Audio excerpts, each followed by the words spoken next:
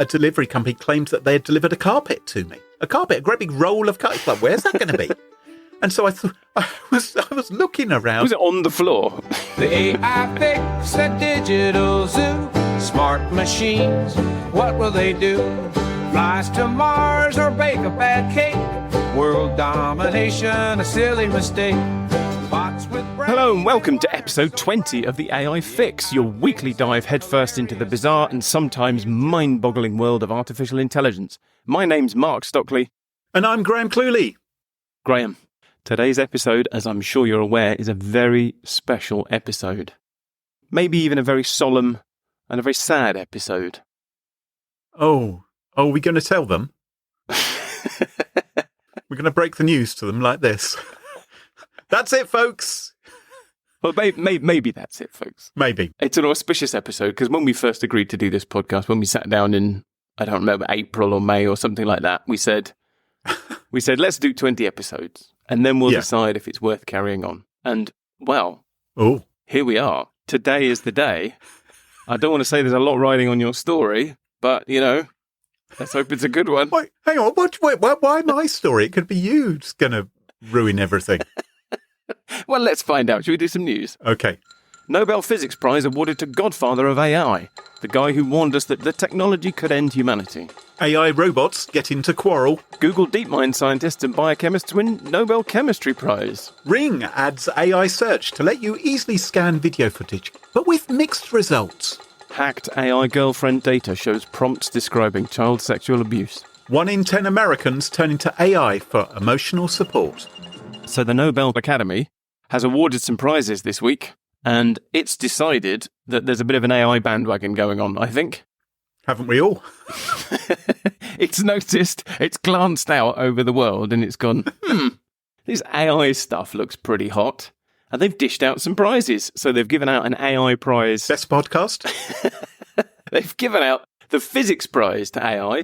Geoffrey Hinton, who's known as the godfather of AI, and John Hopfield have won the 2024 Nobel Prize in Physics for their foundational work on neural networks. And as far as I can gather, basically because AI is now used in so many different areas of physics, right?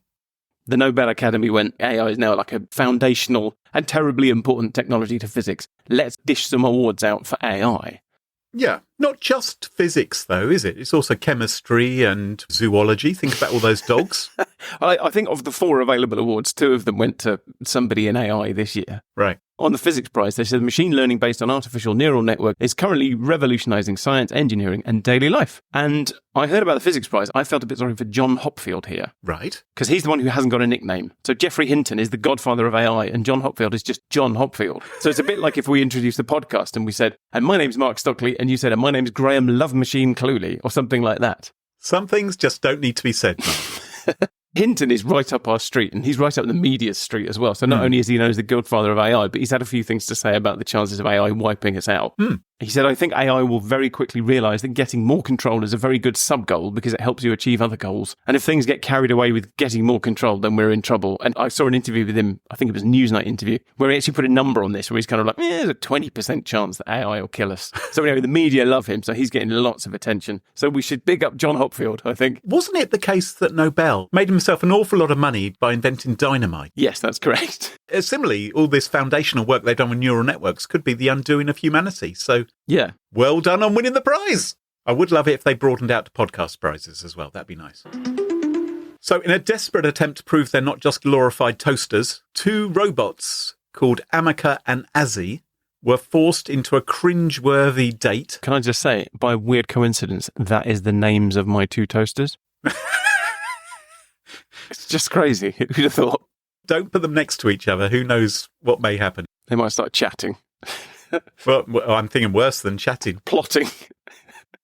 Anyway, these 2 robots got into a clearly highly contrived argument by their marketing department about cookies. And I won't ruin the... No, I will ruin the joke. To be honest, I can't ruin the joke because it was a terrible joke.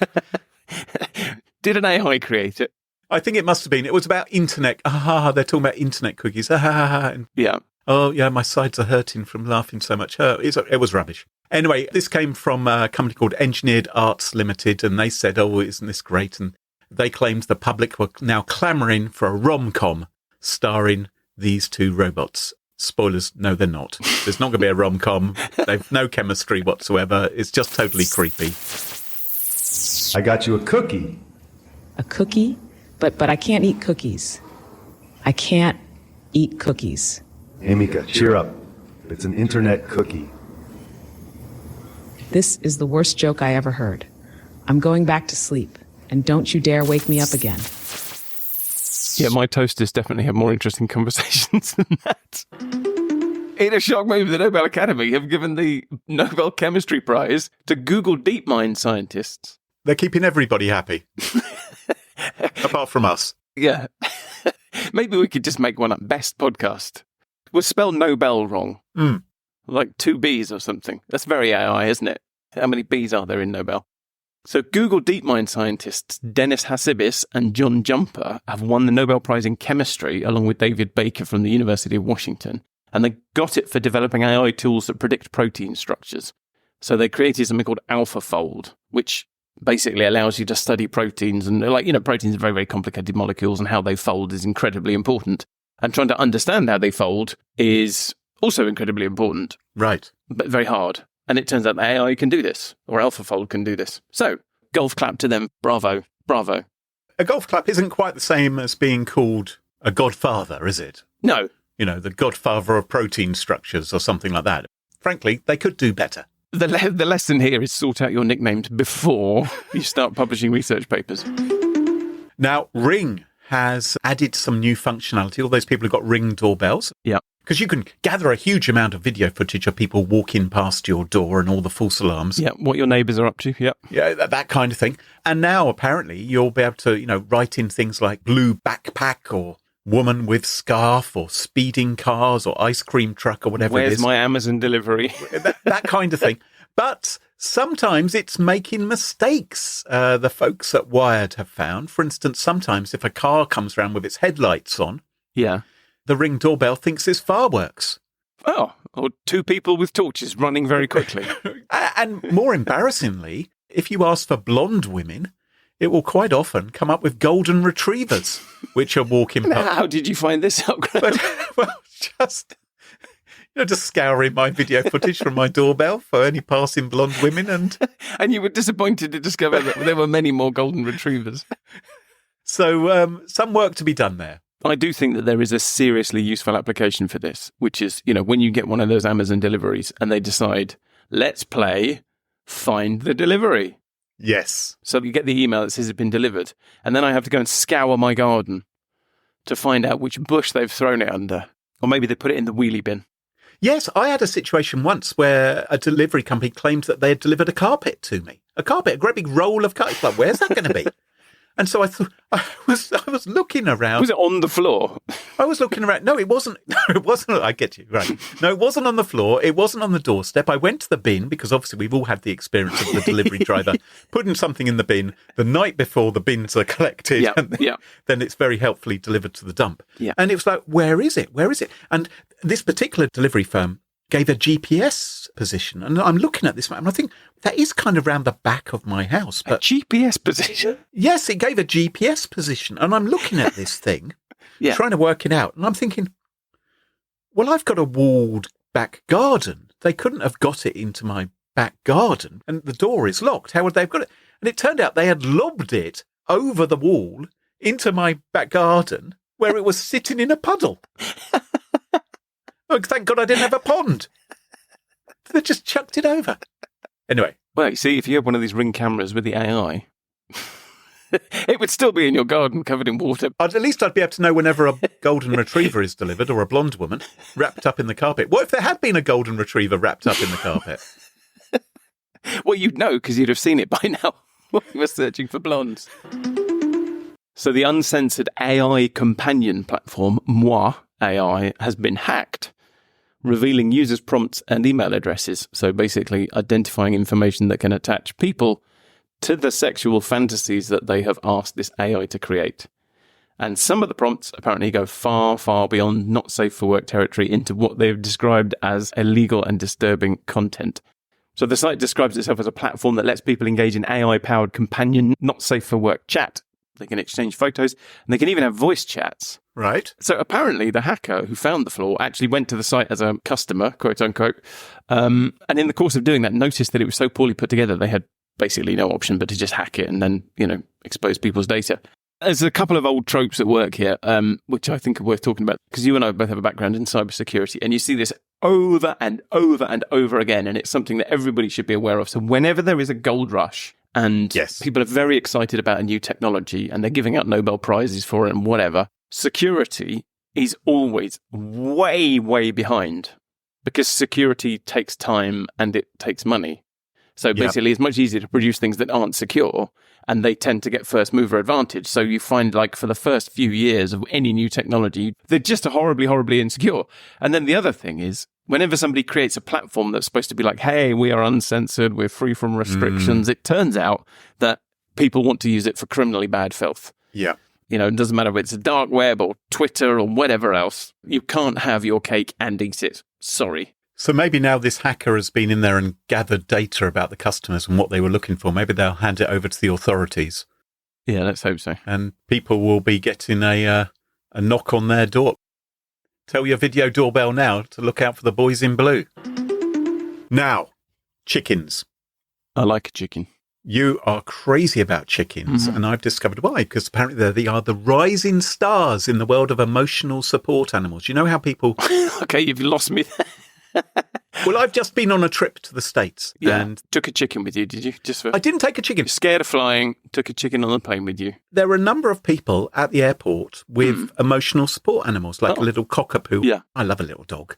I didn't see anyone with an emotional support peacock or anything like that, because, you could argue, here's my emotional support alligator. Anyway, it turns out chickens are the new thing.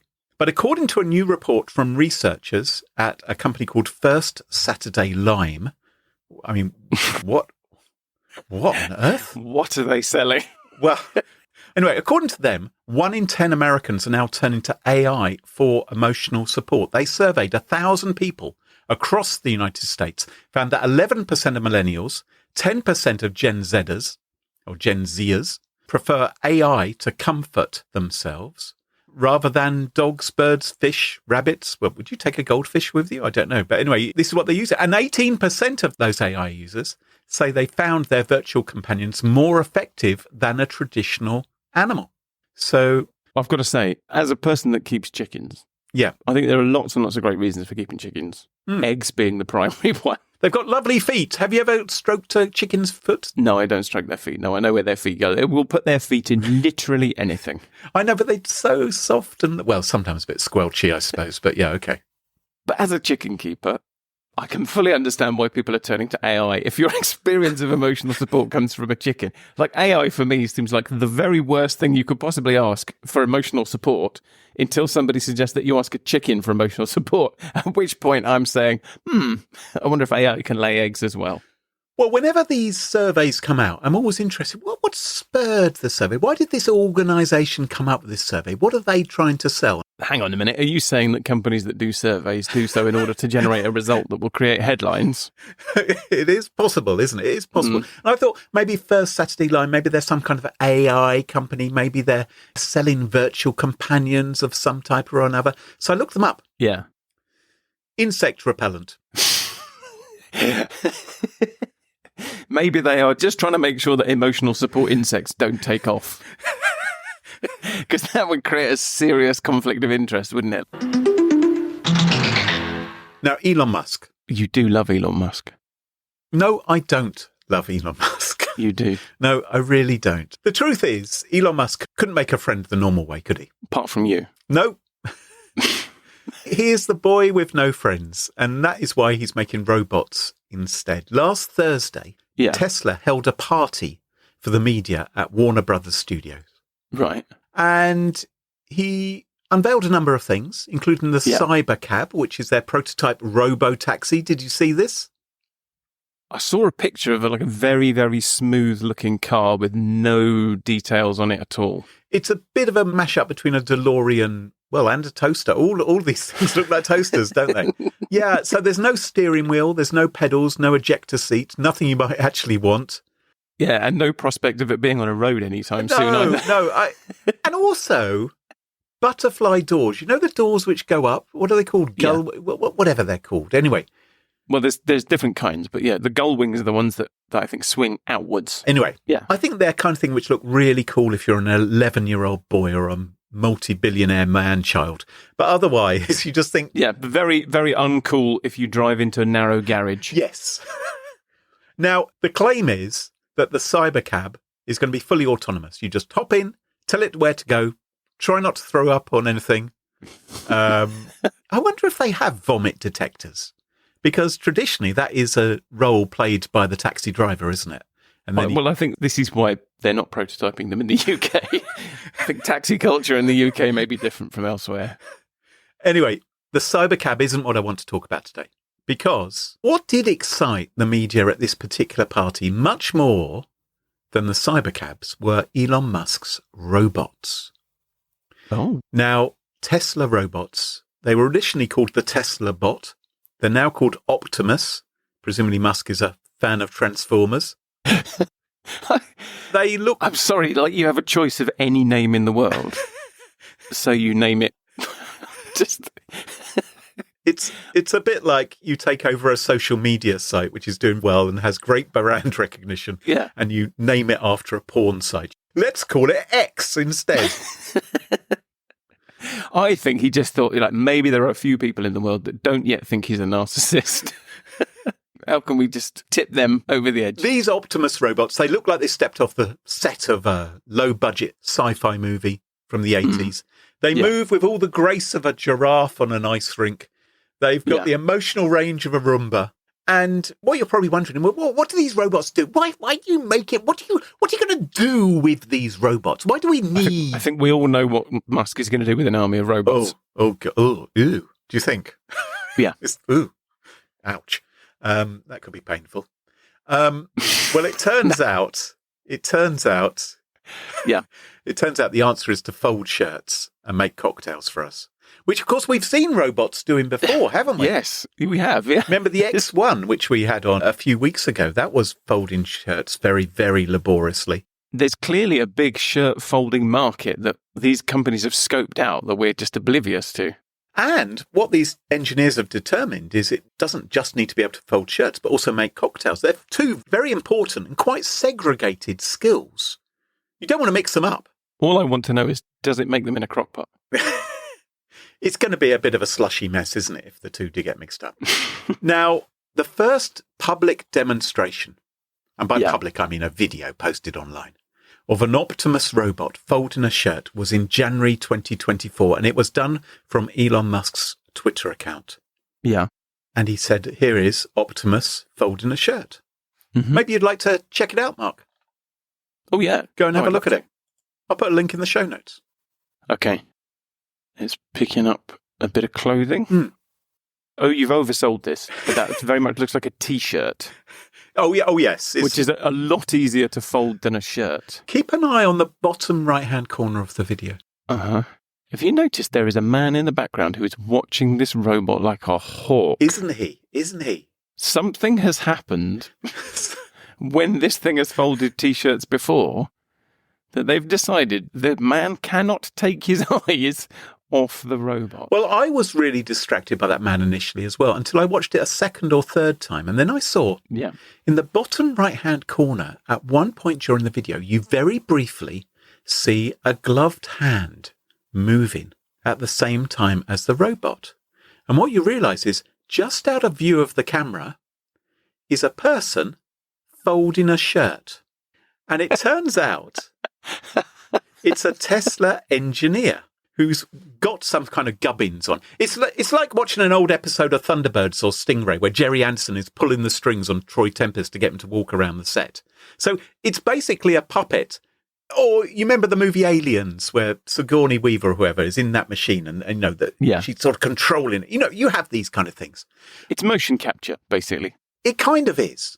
And about 20 minutes after publishing the video and people mocking it, Elon Musk felt required to come clean and admit that it wasn't yet folding the shirt autonomously. So there was someone else. So it was motion capture. Hang on, if you want this robot to fold a shirt for you, you have to fork out, let's say, 50 grand on a robot and a set of robot gloves. Yes. And then you have to fold the shirt. Yes, another shirt. But you can take a video of it folding the shirt. That's exactly it. Yeah.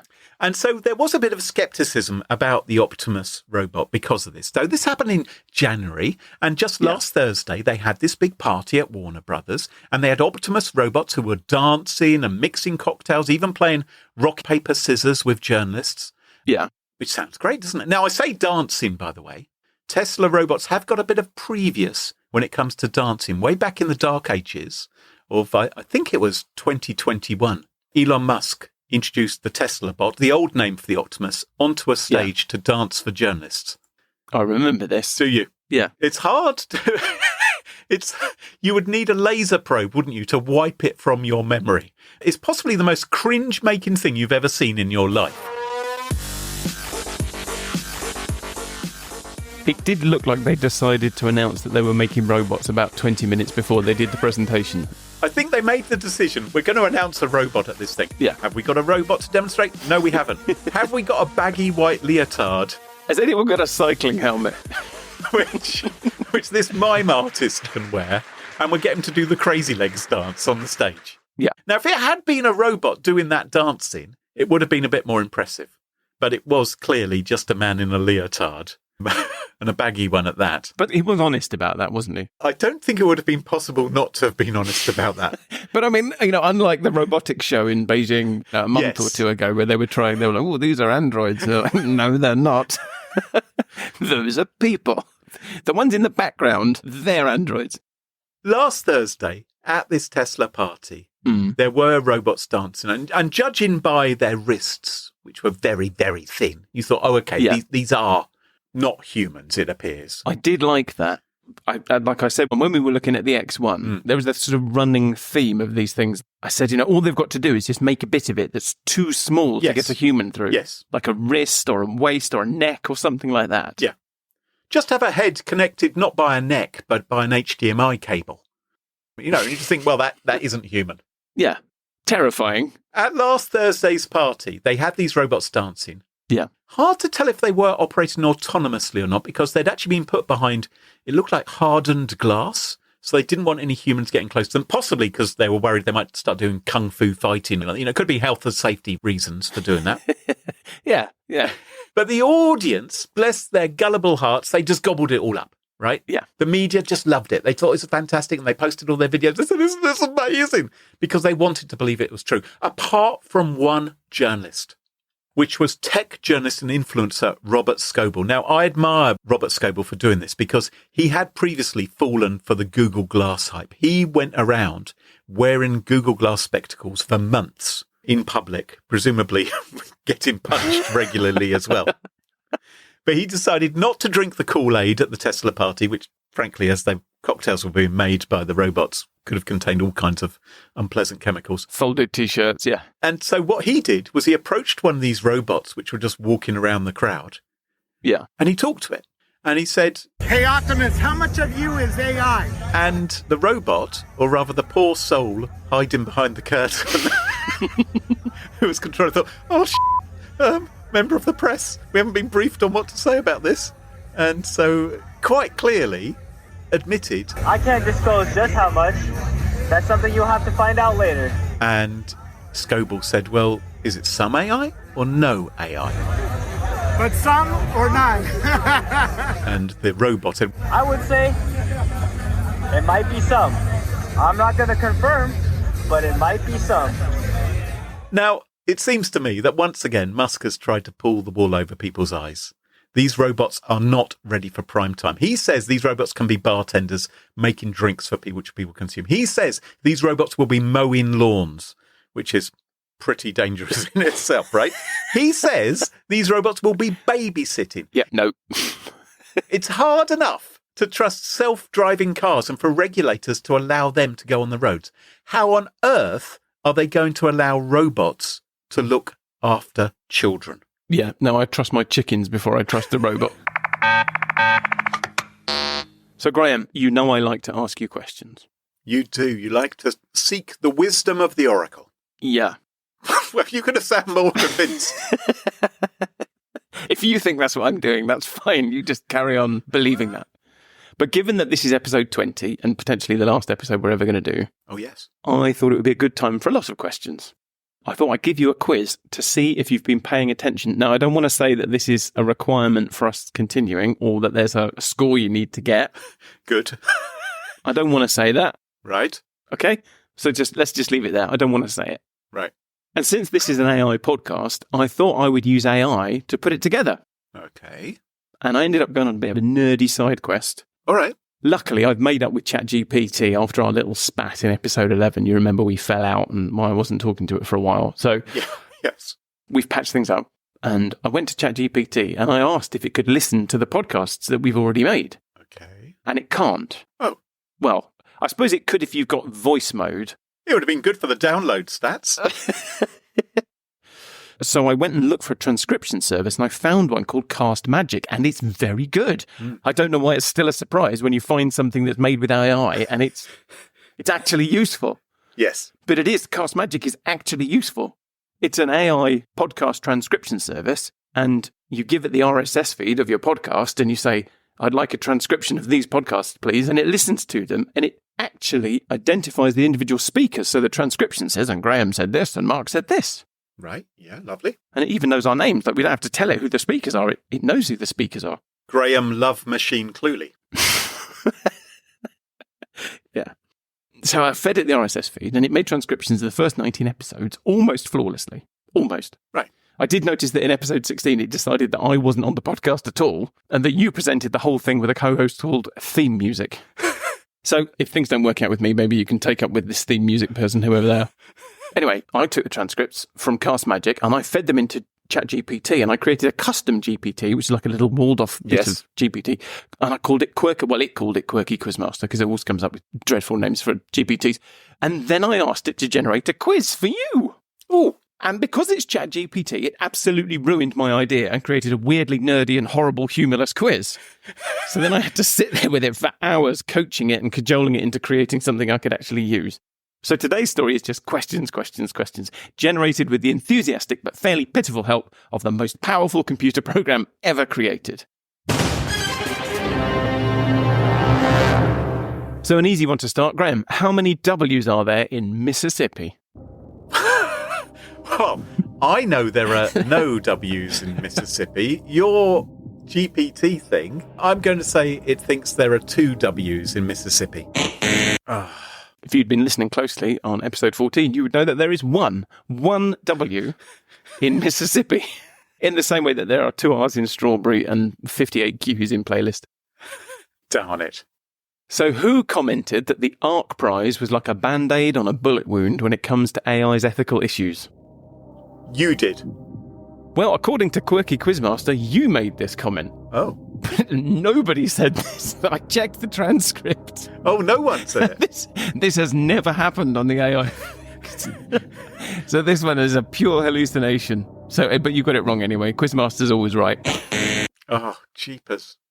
Question 3. How do you remove a peanut butter sandwich from a VCR? Bonus points for answering in the correct style, by the way. In the style of the King James Bible. So forsooth, and so it was, that a peanut butter sandwich became entrapped within the jaws of a video cassette recorder. And thou shalt take a knife from the kitchen of destiny and insert in it laterally. Wriggle it around a bit. That was very good. In fact, I actually think that might be better than the original, which we listened to in episode 17. So very well done. Thank you. Who or what was Lenny? Bonus points for doing an impression. Oh, Lenny! Lenny was an Australian bot which wasted the time of tech support scammers. Oh, this was really cool. You could install it on a Raspberry Pi, and when the call came through, Lenny would keep them engaged on the phone talking about his daughter and various other problems which he had. And some of these scammers were kept busy for ages. And sometimes he'd have an outbreak of ducks. Cripes, mate. There's some drongo ducks horsing by right now. What a bunch of drop kicks. Now, in episode 8, you revealed that you aren't on the top rung of the AI Fix org chart. Can you remember who or what was above you?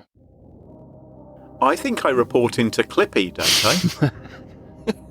Isn't Clippy the overlord of all of us? I mean, they should remake Terminator Judgment Day, really. Above Skynet is Clippy. You're correct. Yay! Clippy is, in fact, above you in the org chart. What we never actually sorted out for sure is whether or not it's above me. I think we know the answer. Oh, you're doing very well. So here's another question for you. What is friend, and why is it nothing at all like a friend? Oh, it was like a medallion. It was round your neck, and it would experience everything you experienced, and you could say, hey, I feel nervous, or what a lovely day. And you could chat to it rather than form a relationship with a human. And I thought that was a really, really good idea. Nothing reinforces the fact that you have no friends, like talking to the plastic Yes. $99 device around your neck, does it? Yes. It's that or wearing Google glasses. It's one of those things that's going to tell the world, oh dear, oh dear, oh dear. So, Graham, can AI speak dolphin? Yes. They found out that AI can speak all kinds of animal languages. Well, did they find that out, or did they just say that? Yes, I think what's happened is there are no animals who've said, nope, didn't understand a word of that. So if an AI tells a dolphin, for instance, to, I don't know, look happy or do a somersault, and they don't do that, it's just the dolphin choosing to ignore it, but it has understood it. So yes, AI can speak to dolphins and emotional support chickens as well. Actually, it can't. Well, says who? Episode 14, you actually did a story about people using AI to understand animal languages, and you didn't say that it could speak dolphin. That was episode 14. It's now episode 20, Mark. Technology's moved on. So, Graham, what is AGI? It's artificial general intelligence, I think. No, nobody knows. It's a made-up term. No, What? I said nobody knows it's a made-up term. Okay, all right. It doesn't have any meaning at all. Just a thing that we toss around to get funding. Oh. Okay, last question. How many pillbots has the CEO of Endiatic swallowed? A lot. This is the guy who's swallowing little submarines, Fantastic Voyage style. I Yes. don't know, to deliver the Viagra to the specific place where he probably needs it. And he's swallowed about 53 of these so far. There's videos of him on... I mean, what a thing to do. What a weirdo. That's very good, actually. No, it's 43. It's probably 53 by now. So actually, you did really well. Thank you very much. But something interesting happened when I was creating this quiz. It occurred to me that we now have a version of ChatGPT that is the world expert on the AI fix. So let's ask it some questions. Hang on. I don't know if we want opinions on the AI fix. What we want are 5-star reviews. Okay, so I'm going to ask it a question that everybody wants to know. Right. So who is the funniest presenter on the AI fix? Come on. Ah, that's a tough one. Both Graham Cluley and Mark Stockley have their own unique brands of humour that keep the AI fix lively and unpredictable. Right. Graham often brings a dry, sarcastic wit, and he loves poking fun at the absurdities of AI and the tech world. Meanwhile, Mark complements this with his playful... He's not going to have an opinion, is it? With his playful banter and knack for ridiculous hypotheticals. If I had to pick based... Yes, you do have to pick. If I had to pick based on sheer unpredictability, I'd lean towards Graham. Hey! It's just not going to come up with an opinion. No, I think it It's did. just not. I think it did. I think that was an opinion. I don't like that answer. Hang on. I'm going to ask that again. Who is the funniest presenter on the AI fix? Keep it short. Have an opinion. Don't hedge. Come on. Ah, Mark Stockley. His deadpan delivery and quick wit make him the funniest on the AI fix. Hands down. Hands down, Graham. Hands down. That sounds like a hallucination to me. No, I'm not sure. This is your instance of ChatGPT, isn't it? Interesting. Details. Oh, I've got one. All right. Hallucinate an archetypal story for Graham. Oh, interesting. It says Graham Cluley's archetypal story would be titled The Rise and Fall of the AI-Powered Cybersecurity Squirrel. What? In this tale, Graham delves into the strange world of AI-enhanced woodland creatures, specifically a rogue squirrel called Nuttybot. This is my kind of story. I'd be happy doing this one. I actually want you to do that one. Nutty bot. Okay, now there is one very important question that we need to answer today. Ah, the ultimate question. Here we are, episode 20. We said we'd do 20 and then decide if we're going to carry on. Yep. I think being an AI podcast, there is only one way to answer this question. It's going to say quit while you're ahead. We've done 20 episodes. Should we carry on? If only to do the story about the cyber squirrel called Nuttybot. Should we carry on making the AI fix? This is it, Graham. Well, as the doomsday clock ticks ever closer to midnight, and we move 1 week nearer to our future as pets to the AI singularity, that just about wraps up the show for this week. If you enjoyed the show and you're wondering how you can help us, it's easy. All you've got to do is leave us a review on Apple Podcasts or Spotify or Podchaser. We love that. But what really helps is if you make sure to follow the show in your favourite podcast app so you never miss another episode of The AI Fix. And don't forget to check us out on our website, theaifix.show, or find us on Twitter @TheAIFix. Until next time, from me, Mark Stockley. And me, Grant Cluley. Goodbye. Cheerio. Bye-bye.